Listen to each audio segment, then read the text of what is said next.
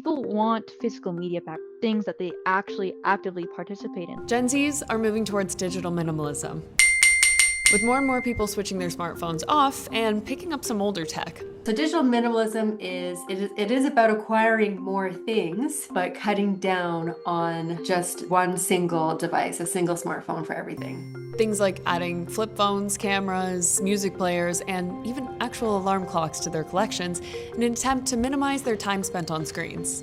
Just because other people have a smartphone, why do I need to have one? So then I thought, what if I get rid of my phone? Oh, but how am I going to call and text? Oh, I'll get a flip phone. Oh, but I love listening to music. How am I going to listen to music? Oh, I can get an iPod. And then to take photos, maybe I get a camera, I carry on a camera. Now you might be thinking, talking about minimizing screen time on social media, doesn't Alanis Morissette have a song about that? It's like rain.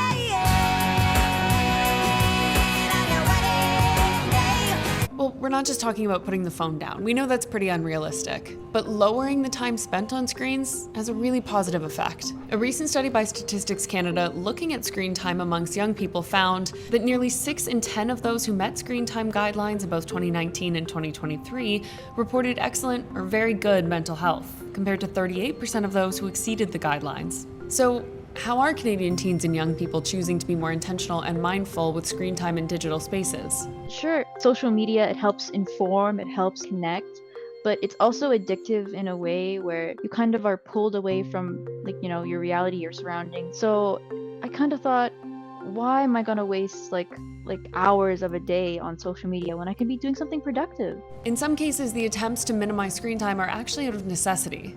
Well, I felt so stuck on my phone. I felt like my life revolved around it, and just the constant checking, and it's the first thing you do in the morning.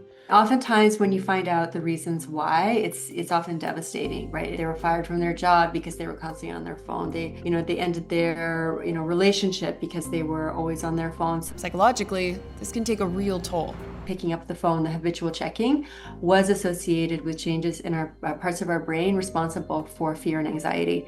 When I'm giving talks to teens in the community, I often ask them to check their pickups, their screen time and their pickups, and sometimes it's 180 times a day, no joke. So if you're doing anything 180 times a day, if it's picking up a tennis racket and swinging it, or you're practicing the piano 180 times a day, you will have changes in your brain, and it's going to change your performance, right?